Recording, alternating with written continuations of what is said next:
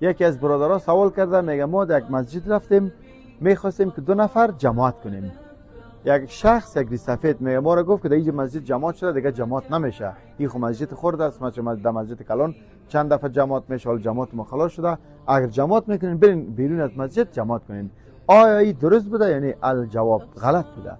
ببینین برادر عزیز، جماعت که است، حتی در ممالک عربی بری، در قطر و کویت و دبی، یک انسان سنت میخونه، در اینجا حساب تماس میگیرن، خودت او پیش تو فرض نیت میکنه.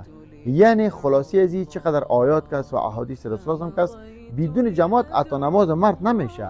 بنان 2 نفر هم بودین میشه که جماعت کنین. و این گپ مکمل گپ غلط است که یک کس میگه والا در اینجا یک دفعه جماعت شده دیگه جماعت نکنین. این مکمل گپشان اشتباهه.